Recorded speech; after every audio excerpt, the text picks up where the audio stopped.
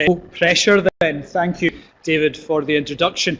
And I should declare to people in the room, including Julie, who works for my authority, that there is a consequence to people like me coming at things with passion and commitment, and that is delegation, because then they have to go and deliver on it. I do the nice visionary bit and the energy bit, and then we have to actually do it. So Julie and others in the room will know me for that determined ambition.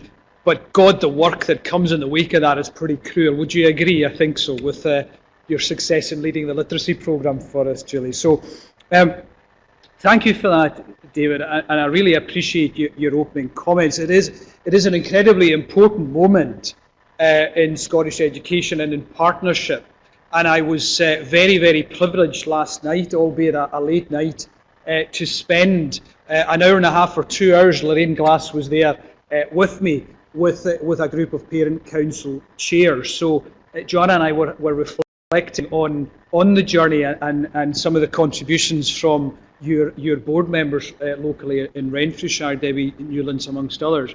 And I suppose, let me just give life to a couple of examples of how that 10-year journey is one of incredible opportunity, but also a road much and long travelled. I think we've come a massive distance, and I'm going to remind you in a couple of minutes, if I may, on some of the principles that were embedded in the 2006 Act.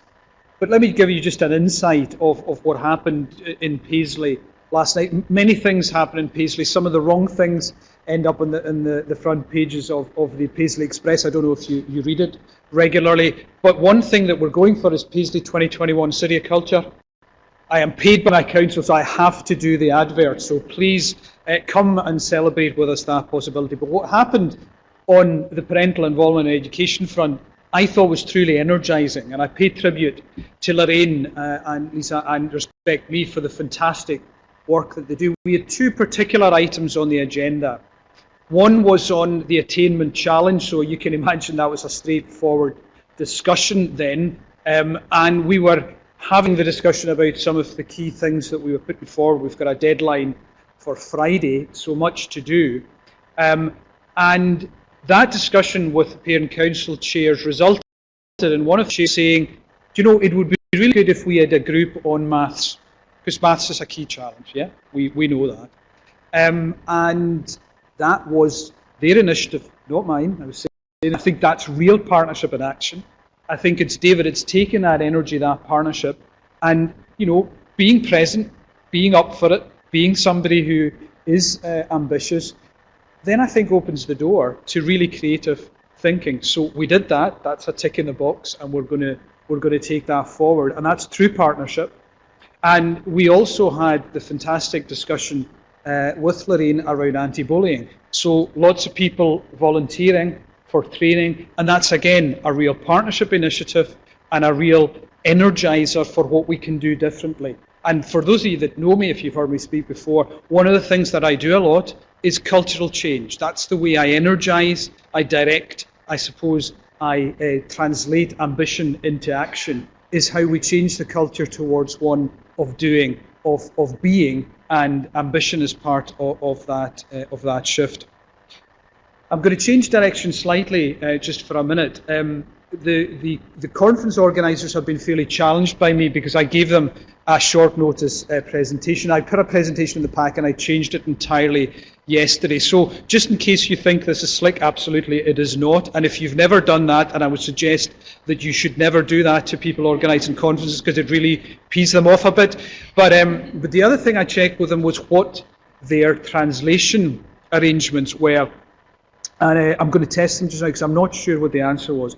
So I was going to really say, Madin va gavulje, hamitolika the brin daif inu and the Dunedin. Does anybody know what I said? Thank God for that. Now there is a worry, of course, because my Gaelic's pretty rubbish these days.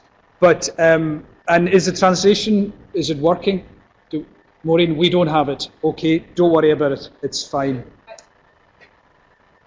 You just couldn't quite do it. Okay, well that partnership, no, I'm kidding. So no, what what I said was I'm delighted to be here and great to have the opportunity to speak to you this morning. And I suppose there's a kind of sting in the tail, or there's a point to the story, and that is that I stand in front of you in a privileged position with the billing that David gave me as a Director of Children's Services, and I come from a background where my first language was Gaelic. If this goes really badly, I'm quite good at the non-verbals, then I will give the rest of my presentation in Gaelic, because it'll make me feel fine. It'll make no sense to you whatsoever, but you know, it doesn't really matter. But I suppose there is that point about, we'll come on to diversity in a minute, but that bit about where journeys with parents take us. Because my parents were incredibly influential in my journey to this point in my career, in my leadership journey as well. And they left school at 14 and 15. One went to the herring fishing, the other, my mother, went in to become a service in the north of Glasgow. And I suppose that point, David, is something else I'm going to link into the journey 10 years on from the 2006 Act, which is that look at that journey in terms of the privilege I'm now able to visit on my children because of the work that they did, and that journey that takes us in parental engagement and involvement from a time where they went to school in fairly straitened circumstances. They used to have to take a peat for the fire. I don't know if people are from Lewis, and if you are, then you'll know the story. You used to have to take a peat for the fire. Clearly, Scottish Power hadn't quite been invented at that point, and if they had, maybe their tariffs would have been lower then, I don't know. But, so there's a journey of parental involvement and engagement personally, which made a huge difference to me, except, of course, from the church providing education to the state providing education, even in that era, 70s and 80s, if I have to admit it, parental engagement and involvement wasn't really the thing, was it? There are some contemporaries or peers, I think, of mine in the audience.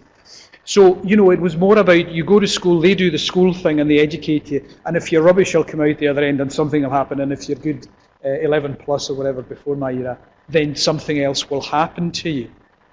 Now, what we moved significantly, and it wasn't the only shift in the paradigm, but we shifted incredibly, I think, in 2006. The 1980 Education Act, clearly a milestone. I would argue the 1995 Children and Young Persons Act was equally a milestone in children's services. The 2006 Act is a huge milestone, and 10 years on from it, I'm going to give you some reflections, I suppose, both nationally and more locally, on our partnership with parents and where we've gone to. But it represents a very, very significant shift in the balance from the state, if you like, educating you in a bubble, to something which is much more about partnership with parents. And I think the key precepts within it, and I'll remind you some of those, if I may, in a minute, are incredibly important. And I think today, David, as you said, is about celebrating the success of the journey. Celebrating the success of the journey, but also in the context of the review that the National Parent Forum are taking forward, looking at what else we must achieve. And I often do these things back to front. Can I say to you that one of the things that I will ask you is a question, and that question is, what can we do more to really make real parental engagement and involvement? And one of the things I reflect on, because I'm probably the only social worker in the room, I'm joined by other Gaelic speakers, but I'm certainly the only social worker in the room, is that I'm going to introduce some themes to you about those furthest from engagement, furthest from opportunity, and how they become part of that partnership that we must achieve. And some of the examples I'm going to give from Renfrewshire will give you some, I think, optimism and hope. And David, just as you did, when you see some of the stalls out there and what colleagues are achieving, it's an impassioned, energetic journey of engagement. But there is the thing about how do we, Joanna, get more people in and engaged in the voice that they have about strategic change as well as change for their own young people. And that's, I think, a real challenge for us. So the government's governance review, I'm not going to make any controversial comments. I could. Regionalisation, I'm not quite sure I understand any more about it from reading the review yesterday evening, Andy, and I think I would laud it, because if you look at question 7, I think it is, within it, it absolutely gives a signal, message about further partnership and engagement between communities, parents and schools. There is something, though, about schools, and Dr. Goodall and I shared this conversation about being part of their communities, not schools as, that when I went to school, it's a kind of bubble. You go into it, you come out of it, and then something happens after you leave it. It is absolutely about schools being a central part of our community. Terry is here from ADES and other colleagues. Localities are what it's about, as far as I'm concerned. It's local arrangements for local people. I see the statements in the governance review about localism and the role of local education authorities. I'm not sure where regionalisation will take us, or indeed where it fits with the parental engagement and involvement agenda, but I'll be interested to learn more in due course. But I would want to also say that my journey has been alongside one of integration of health and care in recent times, and the thing that I know works is relationships. And forcing things sometimes isn't such a great idea. And what we've done in ADES is we have created inter-authority partnerships. I was at one on Monday in Greenock with Education Scotland colleagues. We were talking about collaborating over the attainment challenge, around improvement, around assessment, moderation, the early years, as we all expand massively what we're doing around the early years in partnership with parents. So I suppose I would put out there that this is an energised and energetic discussion. But David, I would also echo the plea that can we get on with the business at hand as well, using the energy, using the attainment challenge, using the opportunities that the Curriculum for Excellence has given us in recent years. But let's focus on the task at hand, and let's get on with delivering outcomes for children and young people. So I absolutely welcome what is in the governance review, but there will be much more to reflect on and much more to consider and debate as we move towards a response to it in January of next year. So a couple of other reflections, and I will finish on time, but let me just state the bleedingly obvious, but I think it needs to be stated again, and that is that the primacy or the primary role for a parent is as educator. So there is the balance to be struck between what was in the Act, and I will refer to it, in 2006, but that the duty for a child's education lies with a parent, and that duty is principally discharged by the parent sending their child to school. The 2006 Act built on previous legislation, of course, but it did seek to, and I think it actually has, brought about far greater involvement of parents in school education. And as evidence of that was that discussion, Lorraine, last night that you and I were involved in with parent council chairs. Obviously, authorities now have to have a parental involvement strategy. They should have. In any case, it should be pretty clear. And some of that is about duty, but it's more about good practice, isn't it, I think? And the formation of parent councils, the involvement of parents in senior appointments, a real step change in the way that it's a partnership being delivered, not just in spirit, but in action too. But good practice, I think, is much more about what makes a difference to learning. And research has shown, and we'll hear, I think, more from Dr. Goodall and others later on in the workshops in the afternoon, that essential supports for improvement are around parent and community ties, so absolutely at the centre of our agenda this morning. Professional capacity, and it would be good to stop the fashion of changing from one set of arrangements or one initiative to on the core business and getting on with that. And my view of core business is the business of learning and teaching and professional practice. And certainly what I've tried to bring to the service in Renshire over the last 18 months is a focus on that. And when we've been working with Strathclyde University in the literacy programme to close the gap, it's about teaching, it's about practice, it's about reflection. It's not fancy footwork, it's not science. I think we've probably done a bit too much of that in the past in terms of what we visited on teaching and teachers. Learning environments need to be student-centred as essential supports for improvement and learning, curriculum-centred and assessment-centred, and critically the area of school leadership. And I suppose, given, Andy, we had a discussion before I came up here, the current workload review, that also has to be about what the outcome of that review is. And I do have my reflections on the SQA and the new assessment processes, and Andy and I discussed that. So I think there's some progress that we can make, and I have a boy who's just been through National Fives. So yeah, about March last year, we all got grumpy. He got grumpy, I got grumpy, and some of the teaching staff got grumpy, Northern Renfrewshire.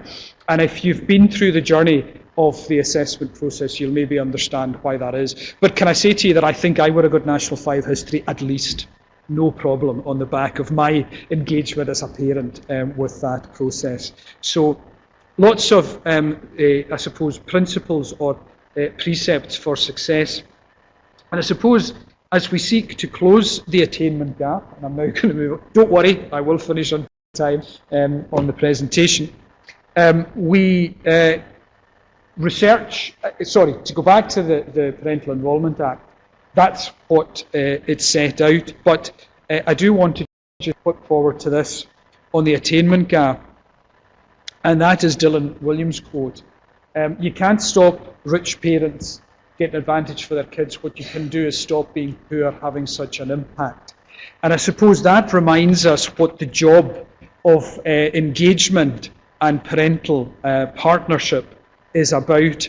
And in the context of in the context of reminding us when we face up to the attainment challenge, what the Act had to say, it talked to us about parents being involved with education, active participants, and encouraged to express their views on school education, work in partnership, and place that duty on local authorities. Now let me just check with you.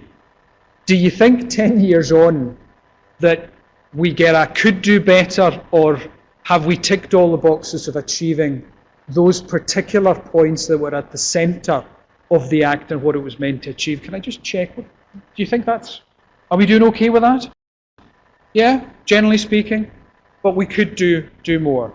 And I suspect, like everywhere and everything, there is variability as well about how well we've achieved in some parts of the country, or indeed in some schools compared to others.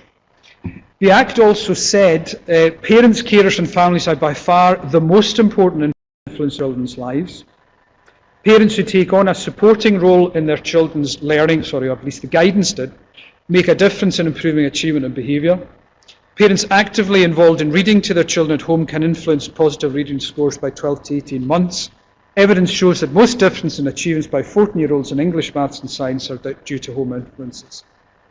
And it also said, and this is just a kind of anchor stone for where we were in 2006, and I suppose a touchstone to where we are now. When parents and schools work together, children do better. A relationship of mutual trust and respect enable effective communication that supports both parents and teachers. The better the information that schools provide to parents, the more that parents can support their children's learning and the school.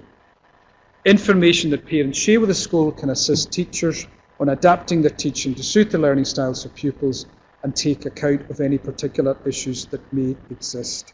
Now, I won't apologise for reminding you what was there, but it was the central core of what the Act was there to do. I think we've shifted the culture. If those were the pivot points of what 2006 was meant to achieve, but I think we have more of a distance to travel. So learning at home was one of the key principles of it, and that bit about the primacy of the parent as educator, the home-school partnership, which I think we're evincing in most schools and most parts of Scotland now, and parental representation in forums at schools, in councils and appointments, which I think has been transformative.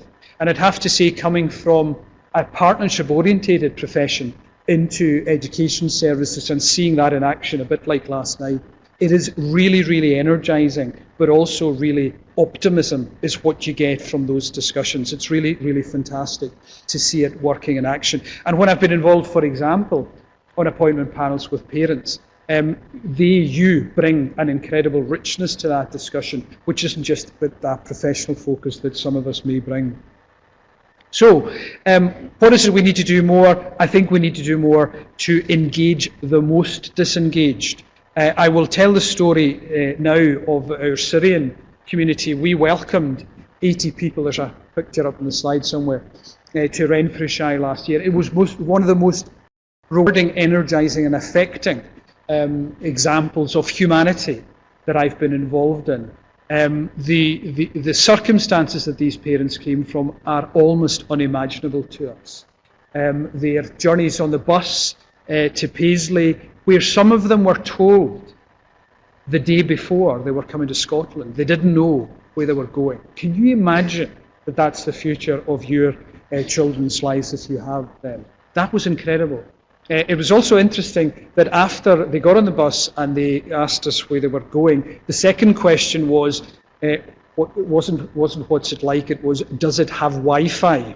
Which I think is also a mark of our time. I think we should change Maslow's hierarchy of needs, David. Now, we should rewrite the psychology books, because clearly that's a slightly different take on that era. But I suppose my point is that those are examples of how we need to reach out. And I was reflecting with Maureen recently that I was lucky enough to go to New York in the summer holidays, and I went to the UN building. Have you been there? Have you seen its exhibitions? If you have, I went to see the exhibition there on the refugee issues across the world. There are 400 million people displaced in this world currently, more than at any time, including the displacement of the Second World War. Now, the reason I mention that, what's that got to do with a conference, David, on parental involvement? Well, what it's got to do with that is that for me is the next step, Joanna, with the forum and ourselves working together, is because the nature of our communities is changing in front of our eyes because of diversity. It isn't diversity anymore, it's core. It's what our community is becoming. So we need to recognise, whether it's the Polish community, the Syrians, unaccompanied asylum-seeking children. Maureen and I think we'll have a follow-on discussion about what we need to do, because we did do some very specific things with the Syrian parents to engage them in their children's learning journey. And one of the key things we did was ESOL, because what we knew from parents in some other parts of Scotland was that it hadn't been done quickly enough. So it was a real issue. So we've got a really positive momentum and journey around this agenda, but I think we can do a lot more. I'm also very glad to see that in Higgies 4 we've got a 2-point, a specific test around family and learning and journeys on where we're going to improve experience for children. So that is a really key challenge for us. For those of us in this room that have the privilege of paid employment, well, you know what that talks to. It talks to your journey with your children and with your families too. But it also talks to me, starting off my career in Glasgow in the 90s, I was very motivated by that ability to change society. And I must admit, if I had future paced to the 2000s, I kind of thought that poverty was being eradicated. I've worked in my local authority area for 20 years, and one test of where we have taken that issue about poverty attainment, Andy, that you spoke about at the beginning, is that we're still receiving into care children of the families that Sian and I were dealing with all those years ago in Renfrewshire, and they're in their 3rd generation. So that isn't right, and we must close that gap, and we must make a difference to what we can do by way of opportunity. With 10 minutes, I'm going to take you through now a railroad journey of what Renfrewshire is doing on parental engagement, which is why I think you invited me here in the first place. This isn't meant to be an advert for Renfrewshire. Some of you will go away thinking that it might have become one, but I'll try not to stray into that territory. It's about a journey that we've taken around partnership and involvement, which I think is inspirational. And it's been inspirational because it's been about what parents have done to energise that journey, as much as it's been to do with the professionals involved. So in the early years, we have Family Nurse Partnership, Incredible Years from 5 to Thrive. Really fantastic programs. I don't have time to give you the detail of them now. But one of the things, and it's in my profile, David, I saw, that we did 6-7 years ago, was we surveyed 13,500 children. It's called epidemiology. I hadn't a bloody clue what it was because it was a medically thing, but it's about surveying need. We introduced programs. It's the most transformative thing I have ever done in 30 years of public service. If you don't know anything about it, please find out. The man who led it has just come into the room, John Traynor, who's going to join the panel as I daft it back to Renfrewshire. Fantastic leadership by John and the team. And that piece of work has meant that we have prevented children coming into care, but more importantly, we've energised a parental engagement and involvement that has transformed the school experience, Dr. Goodall, as part of the community experience of these children and families. So there's more to say about them, but if you talk to our head teachers and our early years people, they will have an amazing thing to say about what has happened. Welcome environments in that sector. Play, talk, read. The schoolmobile, I was going to drive it here today had it not been for the contraflows, so you could have actually gone and tested it yourselves. But it is a mobile library, but it's a facility, it's rich, it's got play workers, parents come into it, it's about engagement, and we've made a huge difference in parental involvement engagement through that initiative. Families First has been one of the most incredible journeys that we've taken in Renfrewshire. It's generated more than £3 million of benefits unclaimed, but it's been incredible because it's been walking with parents alongside them and being guided by them on the kind of services they believe make a difference for children and young people. If you haven't seen the Glasgow University evaluation, it says that it's got significance beyond the boundaries of this country in terms of the approaches it's taken. And the expansion of early learning and childcare is up there simply because it's a major commitment from the government. My reflection on it, like a reflection of many professionals in a leadership role like mine, is we need to make sure it's not just about childcare that takes a lot of time away from the parenting experience, and that's a risk with this policy. It must be much more balanced along the lines of the spirit of the 2006 Act, which was about parents as primary educators as well. So something there to think about. In primaries, there's a list there in the last 5 minutes of the kind of things we're involved in. I've mentioned parent councils because I think where they work well, they're incredibly energised and incredibly good partnership bodies. Can I say political commitment is really important in how they work? We've had our convener, who's an educationalist by background, Jackie Henry, fantastic political leader, and was instrumental in introducing Families First. She chairs and leads the Parent Council chairs, and she makes commitments. It's a really energising journey because you've got political commitment right up there in front of the chairs saying we really believe in you and we believe in the importance of the partnership with you. Self-evaluation involves parents. The attainment challenge, I think we haven't missed a trick, but the speed by which we moved around the attainment challenge, I think we excluded parents, and I don't think we did the partnership focus as well as we could have, but I think we need to recover that in particular. And as I say, there was an example last night from the discussion in Paisley. I'm going to show you a short clip just as I finish on pizza maths. The Children's University you may know about with University of the West of Scotland, fantastic. Fast Families and Schools together with Save the Children, another fantastic example of how you can reduce anxiety from parents, particularly those from more disadvantaged backgrounds. Homework clubs, 5 to Thrive with Bernardo's, and innovation funding around family learning. Secondaries, we've got lots of other innovations in there, including a senior school parents convention. And Nick, the idea from the Western Isles and from Francis and the Nicholson, getting people in a room together, looking at the possibilities in the locality and making partnerships with employers and others really work. Many of these things you'll have, of course, in your own programmes and local authorities and partnerships. We hosted an Education Scotland conference recently, and I already spoke about our anti-bullying policy and our work with Syrians.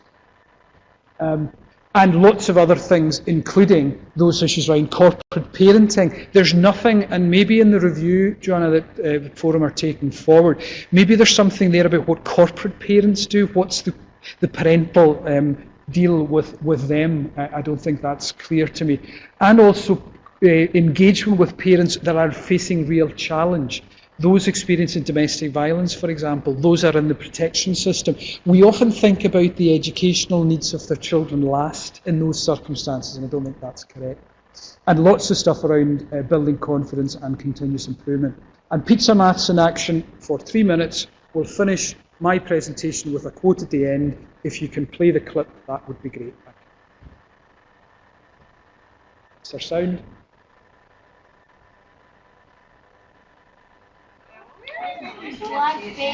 Right. Logan, what does your faces mean? What does your face mean? What does that one mean? It means I was A bit unsure? A bit unsure at the start. Okay, I'm sure at the start with And then- fractions. that one, and then that one means I'm good at fractions. Oh, Got brilliant! Fantastic. What about Mum? Right, I've got a happy face because I can teach them how to do fractions. She also It's has quite that easier face. now. She also Good, has that. good, Oh, that face, yeah. good. Because they're just the word fractions and you're like, oh.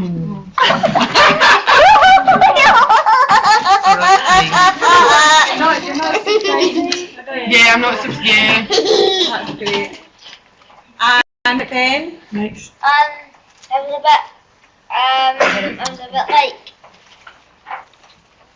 was a bit, I wasn't really Understanding. understanding it at the start, but I got it. Brilliant. Yay. Brilliant. And what about Mum? Yep, got it from the beginning. A lot easier than like we taught at school. Good. Yes. And easy. Easier to teach. Yeah. Him. Brilliant. Brilliant.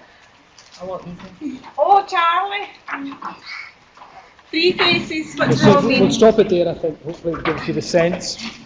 Okay. You explain. Can we? Can we stop it there? Yeah, that's great. Sorry, it's a bit jerky. The purpose of showing you that is that that's, if you like, parental engagement and involvement in action. Those are parents with their young people, with teaching staff, and you get a pizza at the end, which is even better.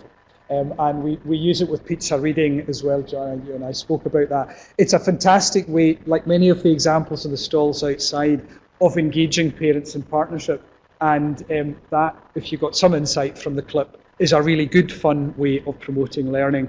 And I'm not sure if you got the sense, but at one point there, one of the young boys says, and I get this now, on the kind of learning point with his mum, which of course makes the difference because they'll take that away home with them, and I think it'll make a real difference. So for the future for that young person. So that's really it. I wanted to finish on time for 10:02. I think I'm okay time-wise.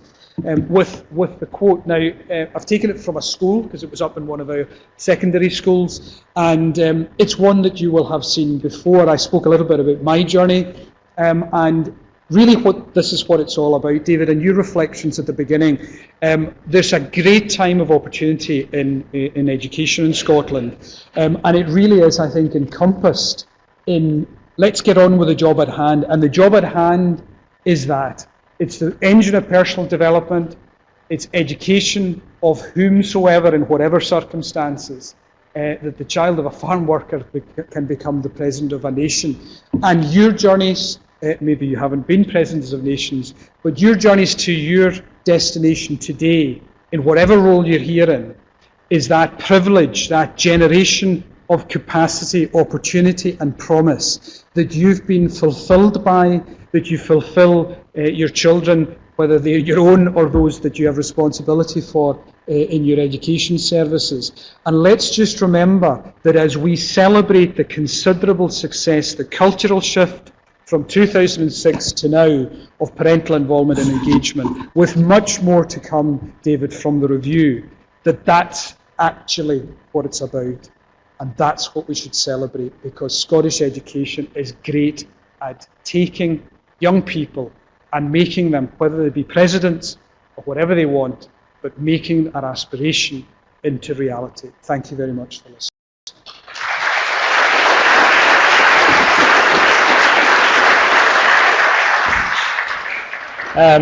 Just before I invite the panel up, the one thing I want to do is to offer a huge thanks to Peter for what he did.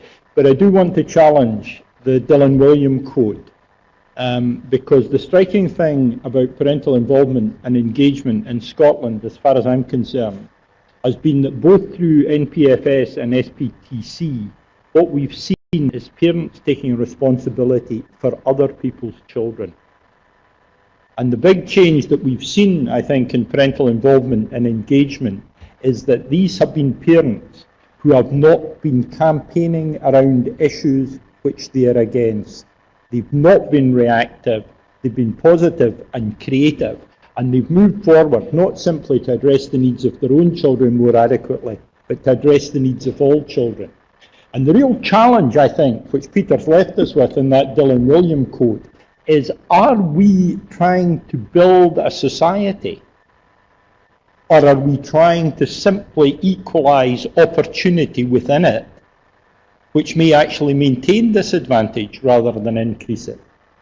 Social mobility in Scotland has often resulted in the impoverishment of social capital in some of the communities which most need it, because the young people who benefited from that raise in attainment have gone elsewhere, made very successful lives, but the communities left behind also need to be enriched by the drive that we make.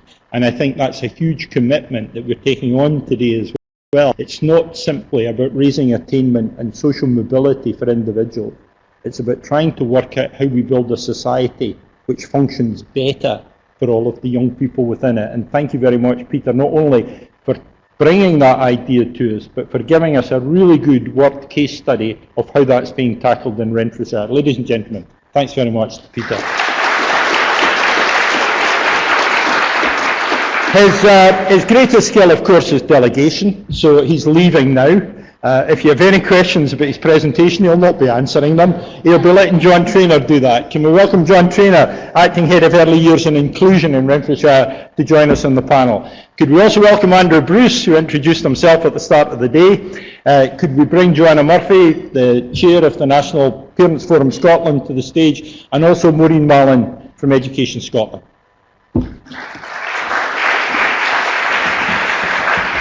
Right, cheers, well done.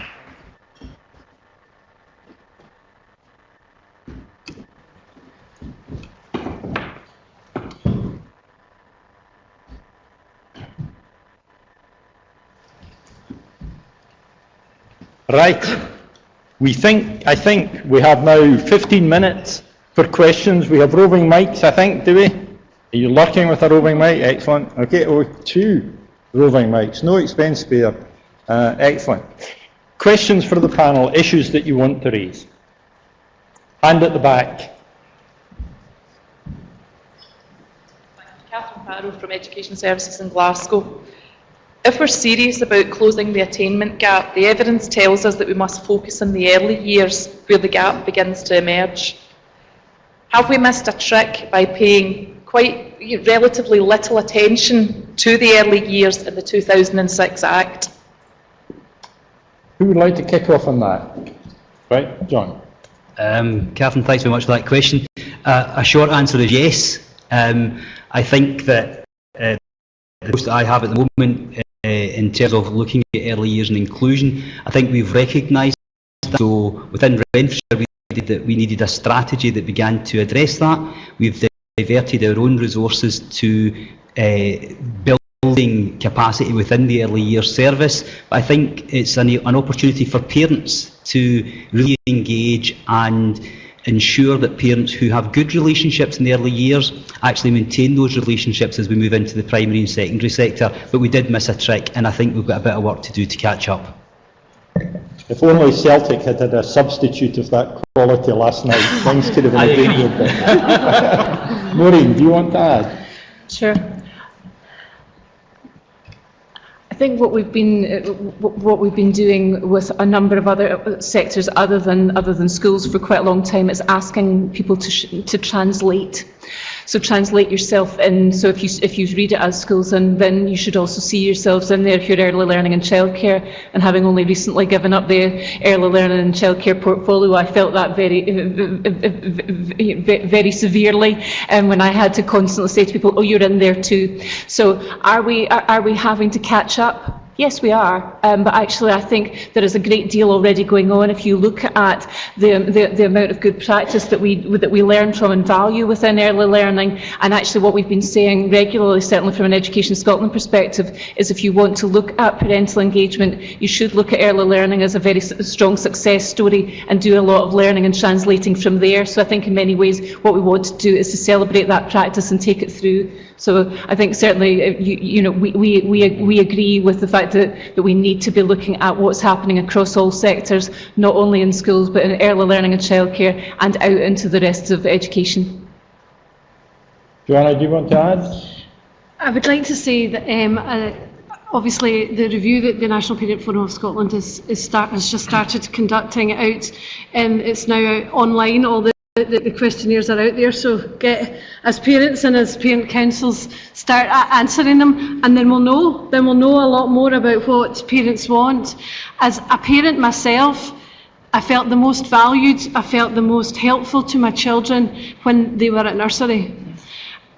You were welcomed at the door, everybody said, oh hi, how's your granny, oh your mum's had a baby, blah blah. Now I know it can't go on like that all the time, but you should still as a parent feel welcomed that your children are at the school that they're at.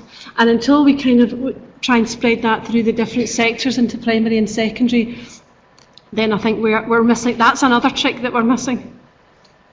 Any other questions from the audience?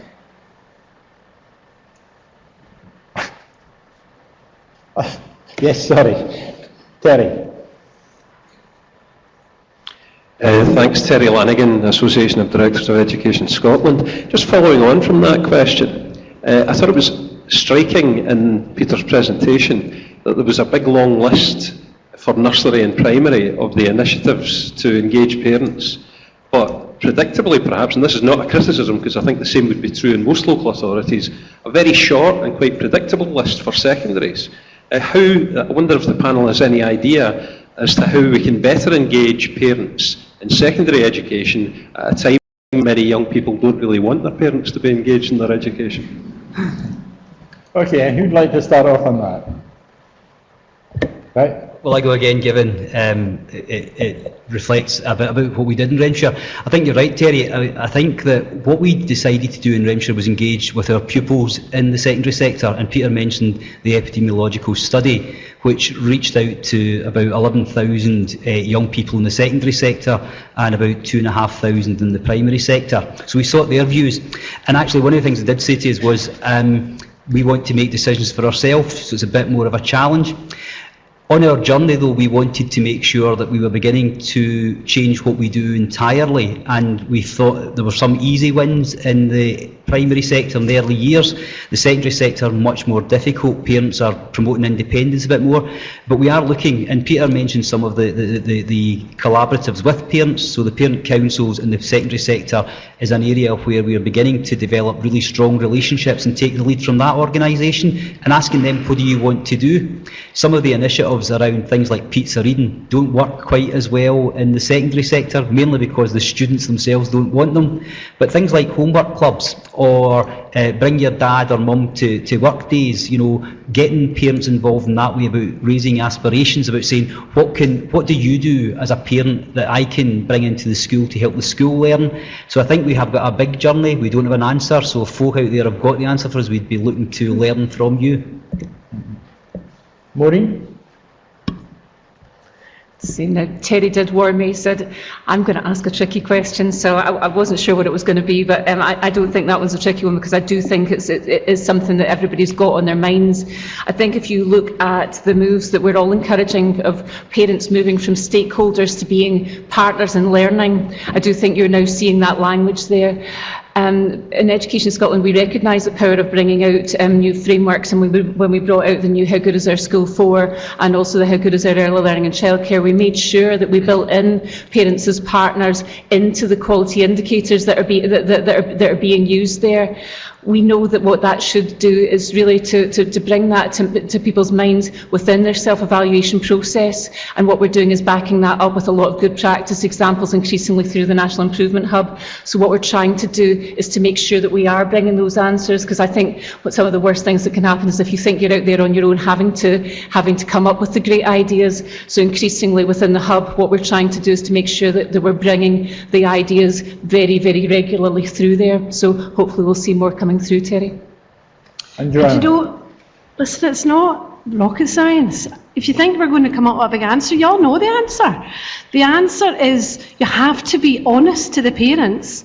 You have to be welcoming. I've got a daughter in S2, and if the school could make it more difficult for me to get into it, I mean, you could get into, I don't know, I could probably get into Barlinnie easier than I can get into my daughter's secondary school.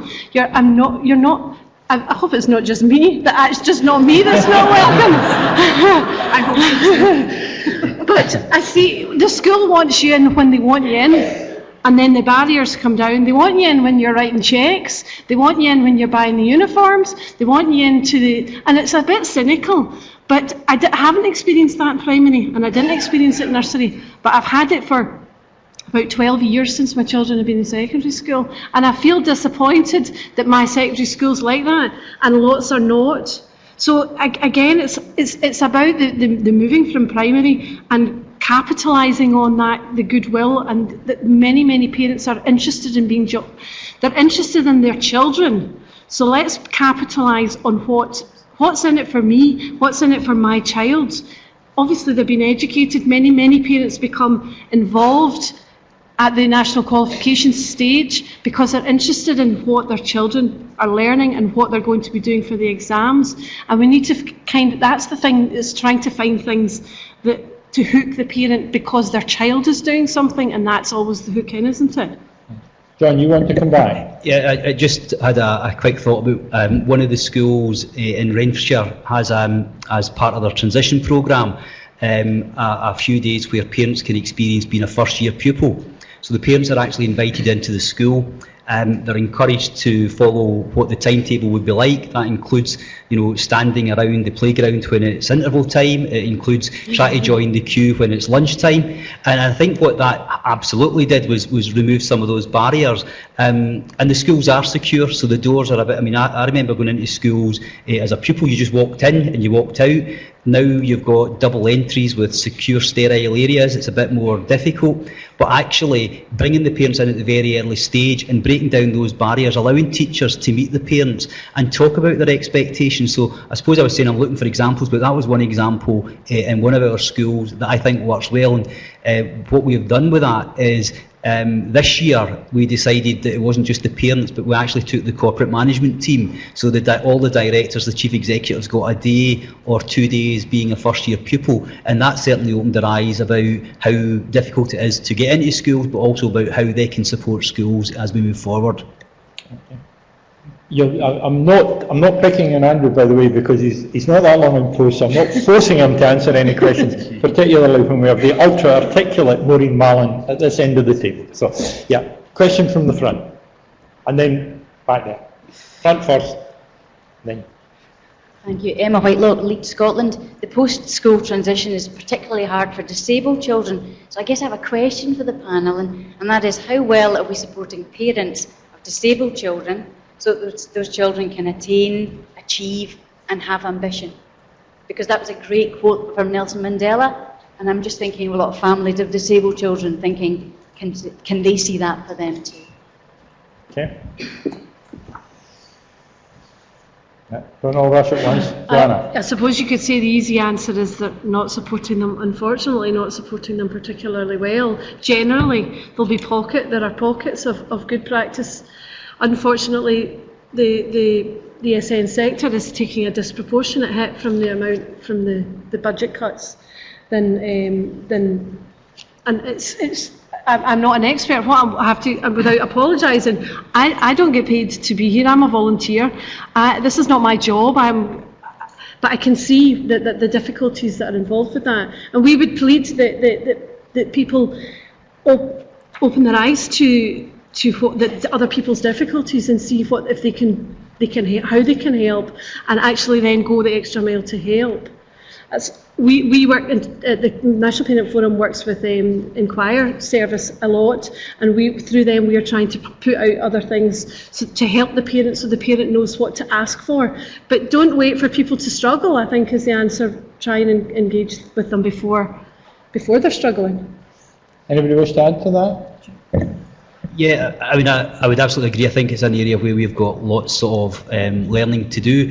But I think, again, it's about attitudes and about how you change that. And a number of years ago, we began to look within Renfrewshire at our own sector around the additional support needs and special needs schools. We responded to parents. We had this idea that we would close all the special schools and we'd have a full inclusion agenda. Parents said, don't do that. So this year we're going to open a new school that has that brings together 2 of our special schools in an early years service. We looked at our relationship with adult social care, the transition. We realised we were leaving it too late, so we started to shift that down so that children and young people and families were involved at a much earlier stage. We also looked though internally and said, what could we do? So one of the things we did was we looked around to see where there was good practice about transition, where there was good practice about employment. We identified a project in the US called Project Search. Project Search was about people taking a risk to employ young people with disabilities. So we brought that back to Renfrewshire. We set up in the council headquarters a cafe the council headquarters had no catering facilities. So the cafe, the atrium now is run and staffed with some young people with disabilities, not enough, because health and safety got in the way and we've got a whole bureaucracy to go around. But we decided we needed to do something ourselves, so our first bit was get some young people employed in the council. So from the cafe we now have young people in the janitorial staff, we now have young people in the front office. So we're beginning to look at how we do that, and what we want is our parents in special schools to know that we have the same ambition for their children as other children and really involve them in that journey. Okay. Do you want to add anything, Maureen? Just very briefly. I think it's an easy but trite answer, Emma, to say that we would hope to see absolutely no difference in the support to parents, and I think we should actually be responding to parents in their own individual circumstances regardless. So I think what we want to see is that equity of opportunity for parents. I think if you look at what's coming through all of the national agendas now, if you look at what's happening through the National Improvement Framework, Scottish Attainment Challenge, the strong focus on equity is absolutely there, and our expectation of seeing strong parental engagement, strong family learning, strong focus on learner destinations regardless of which particular establishments or sectors we're engaging in is there. I was really struck when I was out on some visits relatively recently with Leslie Evans, and you don't get, for those who don't know, our permanent secretary, she's a very, very passionate woman, and she was really angry when she thought there was any level and any talk of differential of what we were going to do with one group of parents and learners, and when we'd been out to a residential facility. So I think that strong commitment is there, whether we're seeing it translating as well. And I think hopefully there are lots of digital things that make that happen. Bring it up in the governance. And I think if we adopted the line that we need to stop asking the question, how able are you? And start asking the question, how are you able? Because there's a real cultural shift we need to make around that concept of ability and what it means. And there are children whose fates are dictated because people teach the labels rather than what's behind them. And I think it's hugely important we recognise that. Final question before we move to Marketplace. Sorry, I'm keeping you back from your tea. I'm Claire Harker, Glasgow City Council. I'm head teacher of St Albert's Primary School at Pollokshields. Joanna is a former pupil, and I thank you for taking your inspiration today. This is maybe just a comment, because sometimes I worry that parental involvement is very school-centric, and we would not have been able to achieve any of what we've achieved without going out beyond the school gate and getting into our community and learning the language. I'm going to talk about it in workshop 3, but learning the language and learning the cultures. I'm worried for parents here. You know, it shouldn't be about you trying to get in. It should be, how is your school going out into the community? Yeah. And I mean, I think unless anybody's going to demur from that point, I mean, what this needs to be about, essentially, the whole concept of parental involvement is placing the child at the centre and not the institution. And the institution is a pathway by which children may or may not make progress depending on what we do to smooth that path and clear the nettles and clear the bracken around it. But this is a conversation by focusing on parents, families and relationships that shifts the spotlight from the system to the child. And I think if we achieve nothing else through the review and nothing else through the discussions that we'll have today, that would be a really significant contribution, and I thank you very much indeed for it. And if I may just on that note encourage you to move out now to the marketplace. There'll be coffee, there'll be tea available, you'll have the opportunity to engage with the stalls and a chance to have receptions. You move from that straight into work